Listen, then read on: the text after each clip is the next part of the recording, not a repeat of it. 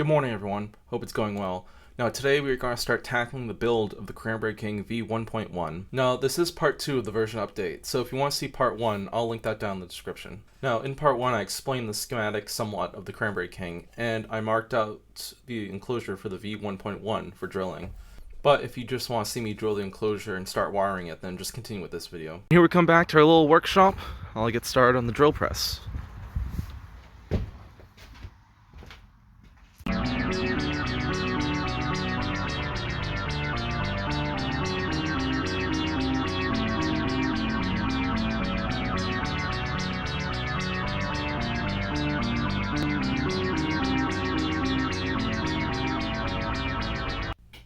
After replacing my drill bit in the chuck, next what I do is I use a punch to mark where I'm going to drill so it doesn't drift.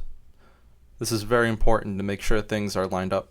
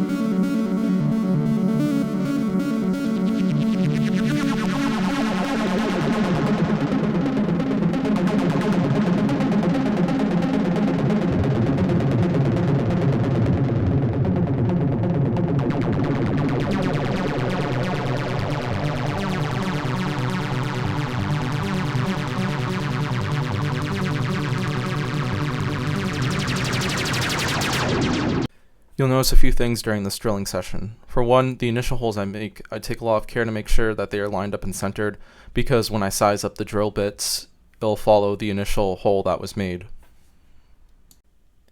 One mistake that I found I made during the process was I drilled out my holes for my DP/DT switches as the same size as my pots, but that's fine because they should be able to mount correctly anyways. Though this is a fixable mistake. It's much better than what happened with the v1.0, where I put 1/4 inch jack holes on the sides and had to reroute them somewhere else because they just didn't fit. So after everything's been drilled, I took it outside and I gave it some spray paint with some car replacement paint. Now, I will say I'm not the best at painting, but I'm just trying to slap on a color there for a prototype.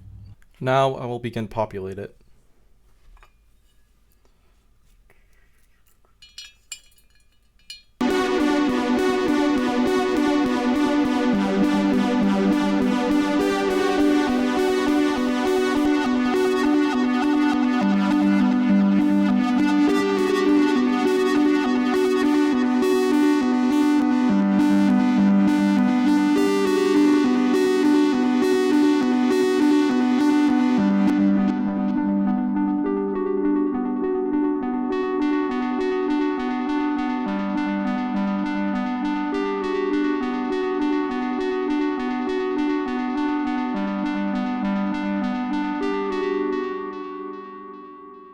Well, as you can see here, we have sort of our first setback with putting it together.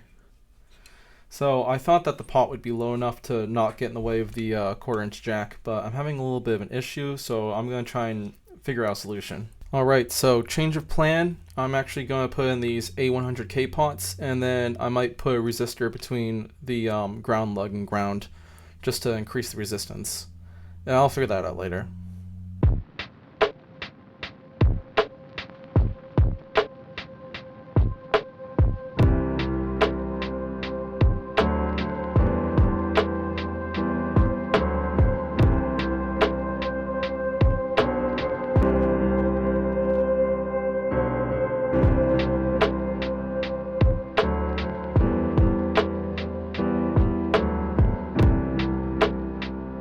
Sorry, I cut out the last few minutes there because I was having such a hard time getting this last bolt on.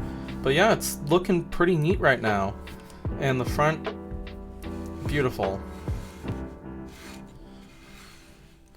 So I'm looking forward to wiring this up. Now for the next step, the soldering. So as you see here, I'm still using protoboard.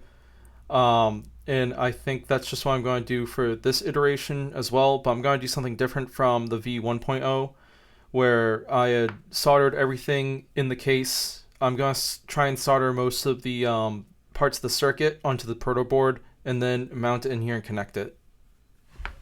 So it's not like I'm trying to hide the Cranberry King circuit from you guys, but I will likely put out a video later explaining it once I fully understand it. For now, I'm going to separately solder the circuit onto that proto board, and then I will mount it and solder it inside the Cranberry King. Well, I've sure had a fun day putting this thing together, but I think I'll move the final soldering portion onto another day. So this will still be a 3-part series. Part 3 will just contain the final soldering and the demo. I've explained a lot about the Cranberry King in this 3-part series, so I think in future iterations of version updates, I may just condense them into one video. But for now, I look forward to getting that 3rd part out and finishing up this version update.